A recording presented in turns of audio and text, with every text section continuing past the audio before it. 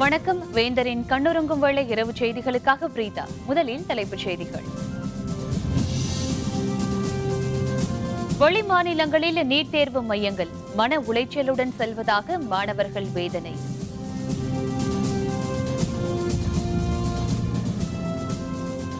படித்த பள்ளியிலேயே நீட் தேர்வு மையங்கள், வெளியூர் மாணவர்கள் வேண்டுகோள்.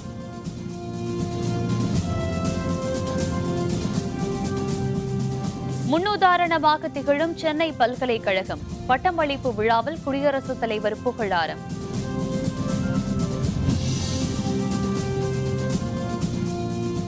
அனைத்துக் கட்சி தலைவர்களை அழைத்தது பாராட்டத்தக்கது. வணிகர் உரிமை மீட்பு மாநாட்டில் ஸ்டாலின் பேச்சு.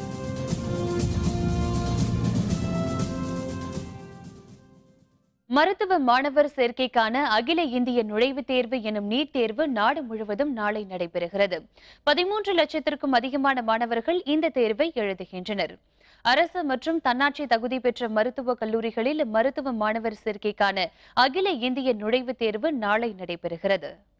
மத்திய இடைநிலை கல்வி வாரியம் நடத்தும் இந்த தேர்வில் கலந்து கொள்வதற்காக 13,26,725 பேர் விண்ணப்பித்துள்ளனர்.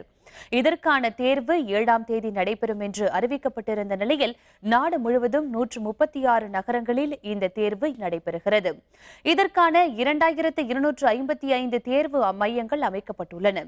இந்த தேர்வில் மாணவர்கள் 5,80,648 பேரும், மாணவிகள் 7,46,076 பேரும், திருநங்கை ஒருவரும் கலந்து கொள்ள உள்ளனர். இதேபோல் NRI எனப்படும் வெளிநாட்டு வாழ் இந்திய வம்சாவளியினரை சேர்ந்த 1842 பேர் உள்பட 3000த்திற்கும் மேற்பட்டவர்கள் இந்த தேர்வை எழுதுகின்றனர்.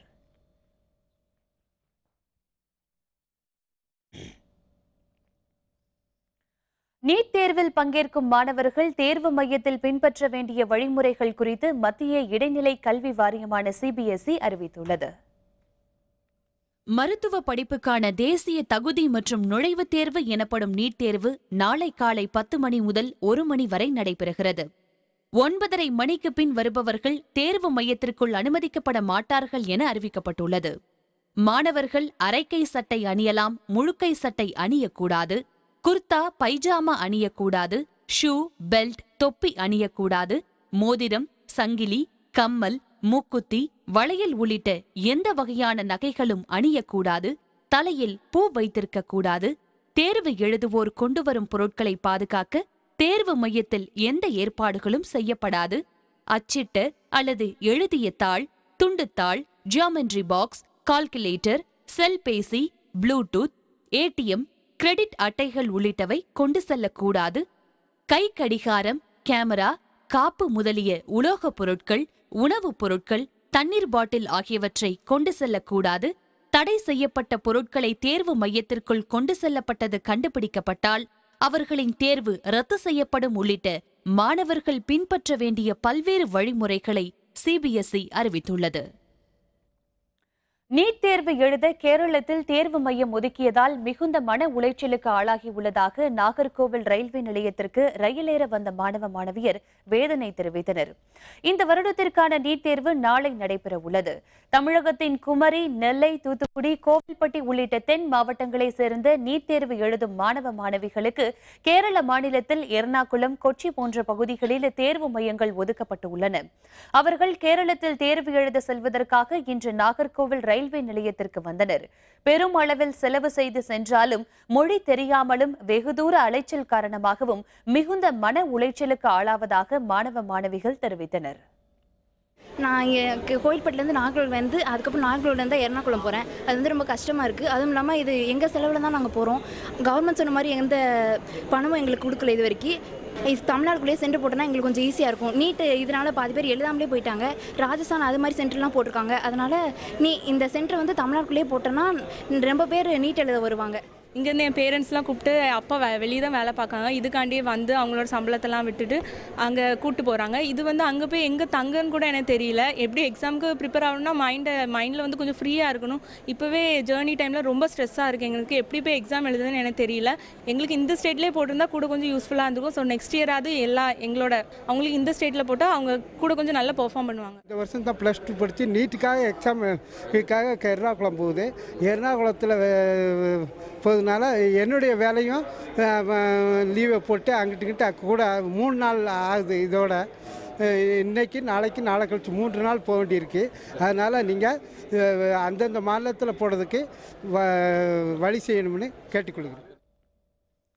நீட் தேர்வு மையங்களை தங்கள் படித்த பள்ளிகளிலேயே அமைக்க வேண்டும் என மாணவர்கள் கோரிக்கை விடுத்துள்ளனர். இந்த ஆண்டுக்கான நீட் தேர்வு நாளை நாடு முழுவதும் பல்வேறு நகரங்களில் நடைபெறுகிறது. தமிழகத்தில் சென்னை, காஞ்சிபுரம், திருவள்ளூர் உள்ளிட்ட 10 நகரங்களில் 170 மையங்களில் தேர்வு நடைபெற உள்ளது. தமிழகத்தில் சுமார் 1 லட்சத்திற்கும் மேற்பட்ட மாணவர்கள் இந்த தேர்வை எழுத உள்ளனர். இதனிடையே சென்னை KK நகரில் உள்ள PSB பள்ளியில் அமைக்கப்பட்டுள்ள தேர்வு மையத்தை தஞ்சை, புதுக்கோட்டையை சேர்ந்த மாணவர்கள் பார்த்து சென்றனர். நான் 380 கிலோமீட்டர்லேருந்து வர்றேன். எனக்கு பஸ்ஸு செலவே 2000 ரூபாய்க்கு மேலே போகுது. நான் என்ன பண்ணுறேனே தெரில. இங்கே தங்குறது கூட நான் இன்னும் இடம் பார்க்கல. நான் இங்கே இவ்வளோ தூரம் அலைஞ்சிக்கிட்டு இருக்கேன். எனக்கு ரொம்ப கஷ்டமாக இருக்குது. இவ்வளோ அலைச்சல், இவ்வளோ லாங்கில் போட்டிருக்காங்க. என்னால் இது பண்ண முடியாது. என்னாலே இவ்வளோ கஷ்டமாக இருக்குன்னா வெளி மாநிலத்துக்குலாம் போகிறாங்க பசங்க. இங்கே கூட படித்த பசங்களே போகிறாங்க. எப்படி இருப்பாங்கன்னே தெரில எங்களுக்கு. இங்கே நீட் தேர்வுக்காண்டி வந்திருக்கேன். நான் மணமேக்குள்ளேருந்து வரனால கொஞ்சம் சிரமமாக இருக்குது. பஸ் பாஸு இதெல்லாம் கொஞ்சம் குறைக்க மாட்டேங்கிறாங்க. அதுக்கப்புறம் சிறப்பு பஸ்ஸும் வெளியே அறிவிக்கலை. அதனால் கொஞ்சம் கஷ்டமாக இருக்குது.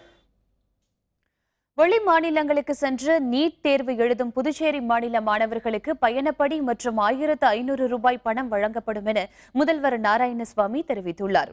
புதுச்சேரியில் செய்தியாளர்களுடன் பேசிய அவர், நீட் தேர்வை முடித்துவிட்டு வந்து முதல்வர் அலுவலகத்தில் மனு கொடுத்தால் அவர்களுக்கு பணம் வழங்கப்படும் என்று கூறினார்.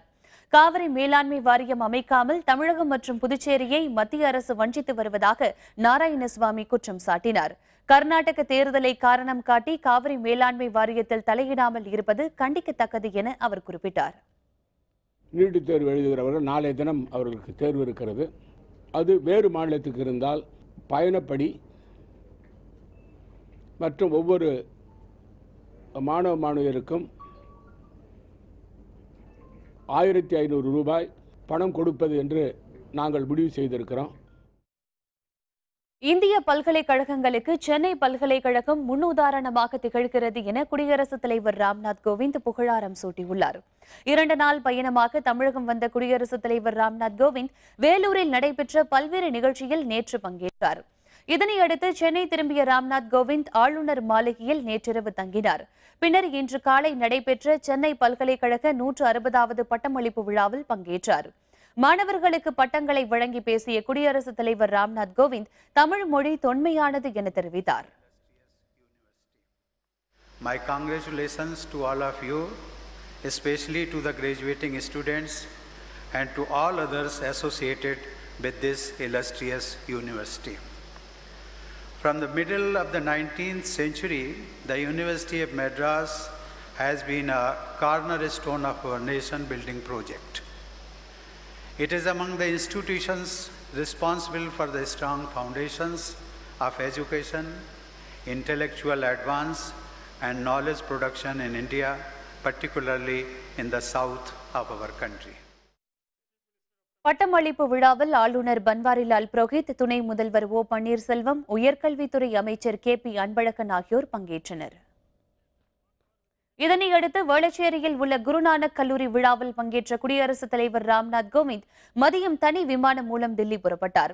சென்னை விமான நிலையத்தில் தமிழக முதல்வர் பழனிசாமி, துணை முதல்வர் ஓ பன்னீர்செல்வம் ஆகியோர் அவருக்கு சால்வை போர்த்தி பூங்கொத்து கொடுத்து வழி அனுப்பி வைத்தனர். வழியனுப்பும் நிகழ்ச்சியின் பொழுது அமைச்சர்கள் KA செங்கோட்டையன், D ஜெயக்குமார் ஆகியோர் உடனிருந்தனர்.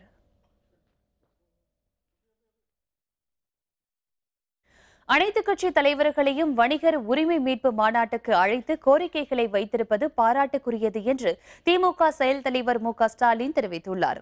தமிழ்நாடு வணிகர் சங்கங்களின் பேரமைப்பு சார்பில் சென்னையை அடுத்த வேலப்பன் சாவடியில் இந்திய வணிகர் உரிமை மீட்பு மாநாடு நடைபெற்றது.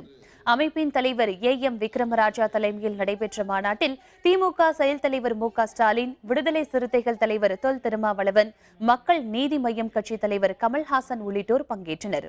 நிகழ்ச்சியில் பேசிய ஸ்டாலின், திமுக ஆட்சியில் பட்ஜெட்டின் பொழுது கருணாநிதி வணிகர்களுடன் விவாதிப்பார் என்று தெரிவித்தார். ஏழை மக்கள் பயன்படுத்தும் 529 பொருட்களுக்கு முழு வரி விலக்கு அளித்த ஆட்சி திமுக என்று தெரிவித்தார். இந்த 35வது வணிக தினத்தை நாடாக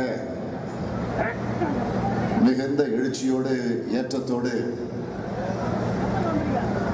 தமிழ்நாடு வணிகர்கள் சங்கங்களின் பேரமைப்பின் சார்பில்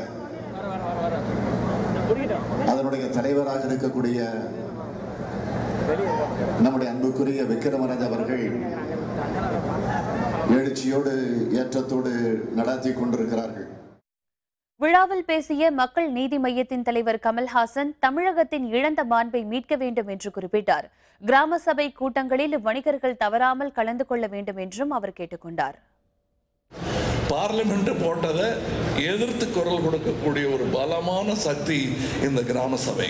அது நியாயமாக இருக்கும் பட்சத்தில் ஒவ்வொரு முறையும் நீதிமன்றங்கள் எல்லாம் கிராம சபைகளுக்கு சாதகமாகத்தான் தீர்ப்பு வழங்கி இருக்கிறது என்பது சரித்திரம். நீங்கள் தமிழகத்திற்கு செய்ய வேண்டியது அவரவர்கள் கிராமத்தில் உள்ள அந்த கிராம சபைகளில் நீங்கள் கலந்து கொள்ள வேண்டும். 35வது வணிகர் நாளையொட்டி தமிழ்நாடு வணிகர் சங்க பேரவை சார்பில் வணிகம், விவசாயம் மற்றும் சுயதொழில் மீட்பு மாநாடு காஞ்சிபுரம் அருகே தனியார் பொறியியல் கல்லூரி திடலில் நடைபெற்றது. தமிழ்நாடு வணிகர் சங்க பேரவைத் தலைவர் வெள்ளையன் அமைப்பின் கொடியை ஏற்றி மாநாட்டை துவக்கி வைத்தார். அதனைத் தொடர்ந்து பொதுக்குழு கூட்டம் நடைபெற்றது. இதில் ஸ்டெர்லைட் ஆலையை நிரந்தரமாக மூடுதல், காவிரி மேலாண்மை வாரியம் அமைக்க வலியுறுத்தல், ஆன்லைன் வர்த்தகம் தடை செய்தல் உள்ளிட்ட 29 தீர்மானங்கள் நிறைவேற்றப்பட்டன. அதன்பின் முன்னாள் மத்திய நிதியமைச்சர் யஷ்வந்த் சின்ஹா, சத்ருகன் சின்ஹா, உலக தமிழர் பேரவைத் தலைவர் பழ நெடுமாறன், பொது உடைமை இயக்க மூத்த தலைவர் நல்லக்கண்ணு உள்ளிட்ட பல தலைவர்கள் விழாவில் பங்கேற்று சிறப்புரையாற்றினர்.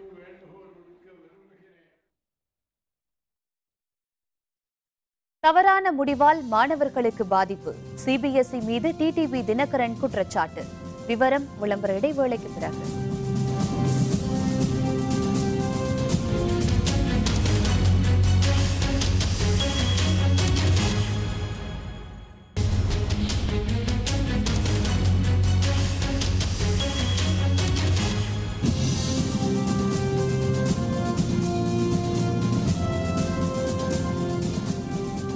செய்திகள் தொடர்கின்றன. சிபிஎஸ்இயின் தவறான முடிவு காரணமாக தமிழக மாணவர்கள் இன்னலுக்கு தள்ளப்பட்டுள்ளனர் என்று அம்மா மக்கள் முன்னேற்றக் கழக துணை பொதுச் செயலர் டிடிவி தினகரன் குற்றம் சாட்டியுள்ளார். சென்னையில் செய்தியாளர்களுடன் பேசிய அவர் 200 பேர் தங்களை தொடர்பு கொண்டு கேரளத்திற்கு சென்றுள்ளதாக தெரிவித்தார். நீட் தேர்வுக்கு விலக்கு கொண்டுவர அரசு தவறிவிட்டதாக கூறினார். மக்களுக்கு தம் மீது அதிருப்தி இல்லை என்றும் தாம் கட்சியை நிர்வகிப்பதால் தான் ஆர்கே நகர் தொகுதிக்கு தொடர்ந்து செல்ல இயலவில்லை என்றும் தினகரன் கூறினார். சிபிஎஸ்சியோட தவறான முடிவு சுப்ரீம் கோர்ட் வரைக்கும் போய் கூட அவங்க இந்த ஆண்டு முடியாதுங்கிறது சொன்னது ரொம்ப வருத்தத்தக்கமான ஒரு செயலாகும். ஏற்கனவே நீட் தேர்வே ஒரு மாணவர்களால் விரும்பப்படாத ஒரு தேர்வாக இருக்குது. அது மாத்திரம் இல்லை, நிச்சயம் இது அவங்களுக்கு மாணவர்களுக்கு மன அழுத்தத்தை கொடுக்கக்கூடிய விஷயம் தான். அதையும் மீறி அவங்க போகிறாங்க. தூத்துக்குடியில் ஸ்டெர்லைட் எதிர்ப்பு இயக்கம் சார்பில் நடைபெற்ற உண்ணாவிரத போராட்டத்தில் நடிகர் மன்சூர் அலிகான் கலந்து கொண்டு தமது ஆதரவை தெரிவித்தார். தூத்துக்குடியில் செயல்பட்டு வரும் தாமிர உருக்கு ஆலைக்கான ஸ்டெர்லைட்டால் சுற்றுச்சூழல் மாசு ஏற்படுவதாக கூறி மாநிலம் முழுவதும் தொடர்ந்து எதிர்ப்பு போராட்டம் நடைபெற்று வருகிறது. ஸ்டெர்லைட் ஆலையை நிரந்தரமாக மூட வேண்டும் என வலியுறுத்தி தூத்துக்குடியில் பல இடங்களில் உள்ள பொதுமக்கள் தொடர் போராட்டங்களில் ஈடுபட்டு வருகின்றனர். சிதம்பரம் நகர் பேருந்து நிலையம் அருகே நடைபெற்ற இந்த உண்ணாவிரத போராட்டத்தில் 1000க்கும் மேற்பட்டோர் கலந்து கொண்டனர். இதில் திரைப்பட நடிகர் மன்சூர் அலிகான் கலந்து கொண்டு எதிர்ப்பு போராட்டத்திற்கு ஆதரவு அளித்தார். அப்போது தொடர்ந்து ஆலைக்கு எதிராக கண்டன முழக்கங்களை எழுப்பினார். விழுப்புரத்தில் முறையான அறிவிப்பு இல்லாமல் அரசு சார்பில் நடத்தப்பட்ட வேலைவாய்ப்பு முகாமிற்கு குறைந்த அளவே இளைஞர்கள் வந்ததால் வெறிச்சோடி காணப்பட்டது. விழுப்புரத்தில் ஊரக வளர்ச்சி மற்றும் உள்ளாட்சித்துறை தமிழ்நாடு மகளிர் மேம்பாட்டு நிறுவனத்தின் சார்பில் இளைஞர்களுக்கான வேலைவாய்ப்பு முகாம் இன்று நடைபெற்றது. இதில் 30க்கும் மேற்பட்ட நிறுவனங்கள் 7121 பணியிடங்களுக்கு ஆட்களை தேர்வு செய்ய வந்தன. ஆனால் காலை 10 மணிக்கு தொடங்கிய முகாமிற்கு குறைந்த நபர்களை வந்ததால் அலுவலர்கள் அதிர்ச்சியடைந்தனர். இந்த முகாம் குறித்து எந்தவித முன்னறிவிப்பும் செய்யப்படாததால் குறைந்த அளவிலானோர் வருகை தந்ததாகவும் பங்கேற்றவர்கள் தெரிவித்தனர்.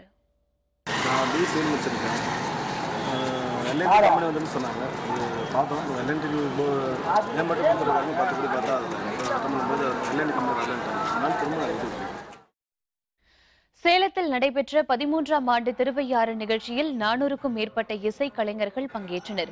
சேலத்தில் சத்குரு ஸ்ரீ தியாகராஜரின் 171வது ஆராதனை விழா வெகு சிறப்பாக கொண்டாடப்பட்டது. விஜய ராகவாச்சாரியார் மண்டபத்தில் கடந்த 1ஆம் தேதி துவங்கிய இந்த நிகழ்ச்சி நாளை நிறைவு பெறுகிறது. 6 நாட்கள் நடைபெறும் இந்த நிகழ்ச்சியில் தியாகராஜ ஆராதனை எனும் திருவையாறு இசை நிகழ்ச்சி இன்று நடைபெற்றது. பல்வேறு மாவட்டங்களிலிருந்து ஏராளமான இசை கலைஞர்கள் நிகழ்ச்சியில் கலந்து கொண்டு இசை நிகழ்ச்சிகள் நடத்தினர்.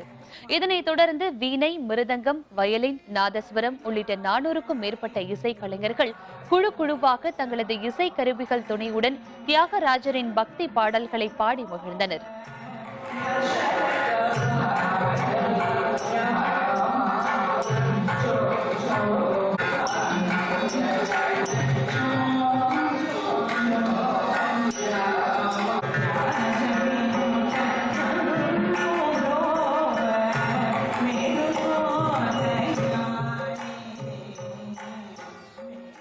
எல்லா மக்களும் மிகவும் ஆசையாக வந்து கேட்கிறார்கள், பங்கு கொள்கிறார்கள். 350 குழந்தைகள் இந்த முறை பங்கேற்றார்கள். ஒரு குழந்தைக்கு 3 பாடல்கள் வீதம் 6 நாட்கள் நடந்து வருகிறது. சென்னையில் திருவையாறு மாதிரி இங்கே சேலத்தில் திருவையாறு இவ்வளோ பிரபலமாக எல்லா கலைஞர்களும் ஒன்று கூடி ஒத்துமையாக வந்து எங்கள் வீட்டு ஒரு சுப நிகழ்ச்சி மாதிரி இது நடத்திட்டு வரோம். இது வந்து மாணவர்கள், சின்ன குழந்தைங்களுக்கு வந்து இது ஒரு நல்ல இன்ஸ்பிரேஷனாக இருக்கும் அப்படின்னு நம்புகிறோம். ஸ்ரீரங்கம் அருள்மிகு அரங்கநாதர் கோவில் சித்திரை தேர் திருவிழா இன்று கொடியேற்றத்துடன் தொடங்கியது. அருள்மிகு அரங்கநாதர் கோவிலில் ஆண்டுதோறும் சித்திரை திருவிழா உற்சவம் 10 நாட்கள் நடைபெறுவது வழக்கம். அதன்படி இந்த ஆண்டு சித்திரை தேர் உற்சவம் இன்று காலை கொடியேற்றத்துடன் தொடங்கியது. முன்னதாக நம்பெருமாள் மூலஸ்தானத்திலிருந்து புறப்பட்டு கொடியேற்ற மண்டபத்திற்கு வந்து சேர மேஷ லக்னத்தில் கொடியேற்றும் வைபவம் வெகு சிறப்பாக நடைபெற்றது. இதில் ஏராளமான பக்தர்கள் கலந்து கொண்டு நம்பெருமாளை வழிபட்டனர். விழாவின் முக்கிய நிகழ்வான திருத்தேரோட்டம் வரும் 13ஆம் தேதி நடைபெற உள்ளது.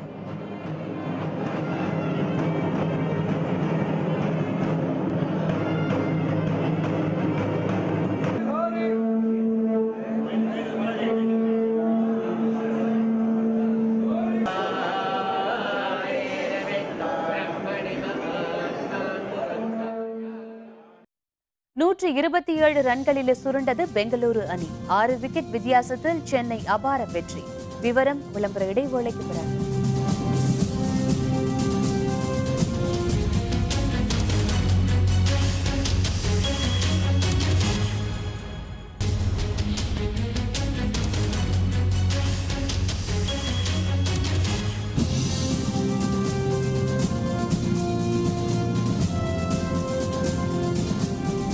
செய்திகள் தொடர்கின்றன. இனி அயலக செய்திகள்.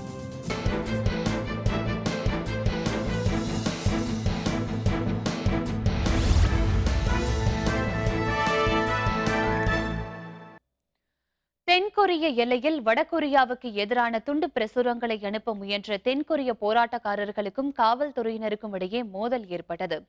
எதிரிகளாக இருந்து வந்த வடகொரியாவும் தென்கொரியாவும் அண்மையில் நட்பு பாராட்டி வருகின்றன. தென்கொரியாவில் இரு நாட்டு தலைவர்களும் சந்தித்து அமைதி பேச்சுவார்த்தை நடத்தினர். இதற்கு பல்வேறு நாட்டு தலைவர்களும் வரவேற்பு தெரிவித்துள்ளனர். இத்தகைய நட்பு முயற்சிகள் ஒரு பக்கம் நடைபெற்று வந்தாலும் வடகொரிய அதிபர் கிம் ஜாங் உன்னுக்கு எதிரான குரல்கள் தென்கொரியாவில் தொடர்ந்து இருந்து வருகின்றன. இரு நாட்டு எல்லை அருகே வடகொரியாவுக்கு எதிரான தென்கொரிய போராட்டக்காரர்கள் பலூன்கள் மூலம் துண்டு பிரசுரங்களை அனுப்ப முயற்சித்தனர்.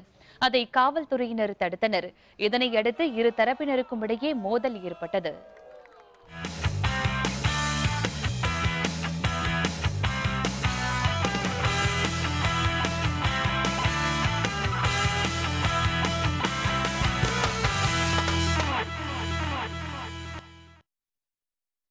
ஐபிஎல் கிரிக்கெட் போட்டியில் புனேயில் நடைபெற்ற ஆட்டத்தில் சென்னை அணி 6 விக்கெட் வித்தியாசத்தில் பெங்களூரு அணியை வீழ்த்தியது.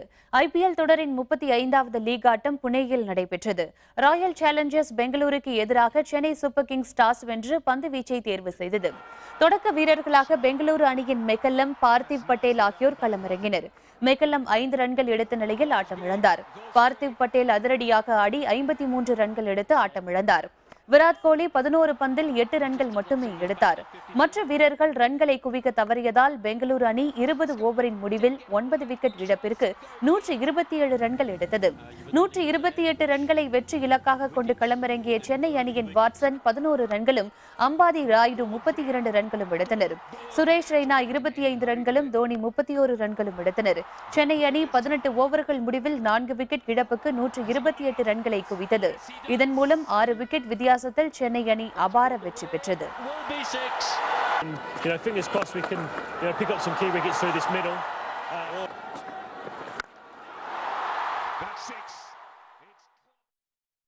இனி சினி ட்வீட்ஸ்.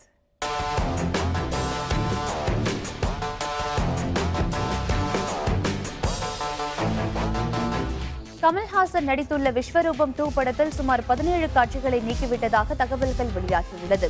கமல்ஹாசன் இயக்கி நடித்திருக்கும் விஸ்வரூபம் 2 படம் நீண்ட நாட்களாக எதிர்பார்ப்பில் இருக்கிறது. இதன் 60% படப்பிடிப்புகள் ஏற்கனவே முதல் பாகத்தின் போதே முடிக்கப்பட்டது. நீண்ட இடைவெளிக்கு பிறகு மீதமுள்ள படப்பிடிப்புகள் எடுத்து முடிக்கப்பட்டுள்ள நிலையில் படத்திற்கு UA சான்றிதழ் வழங்கப்பட்டுள்ளது.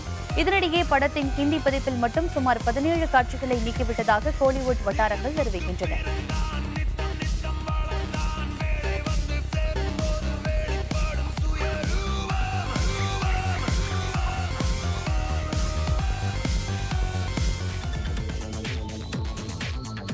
நடிகையர் திலகம் படத்தின் எமோஷனல் காட்சிகளில் நிஜமாகவே நடிகை சமந்தா கண்ணீர் விட்டு அழுதுவிட்டதாக கோலிவுட்டில் பரவலாக பேசப்பட்டு வருகிறது. நாக் அஸ்வின் இயக்கத்தில் உருவாக்கியுள்ள படம் நடிகையர் திலகம்.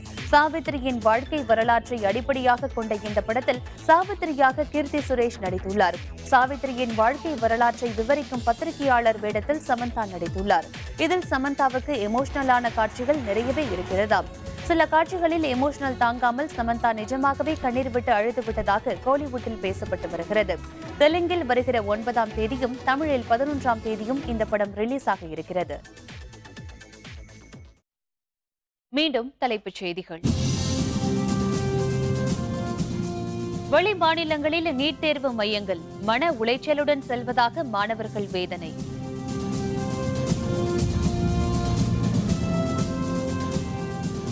படித்த பள்ளியிலேயே நீட் தேர்வு மையங்கள், வெளியூர் மாணவர்கள் வேண்டுகோள்.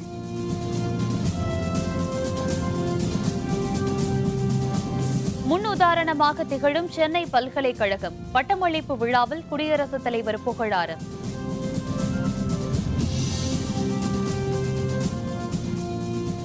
அனைத்துக் கட்சி தலைவர்களை அழைத்தது பாராட்டத்தக்கது. வணிகர் உரிமை மீட்பு மாநாட்டில் ஸ்டாலின் பேச்சு.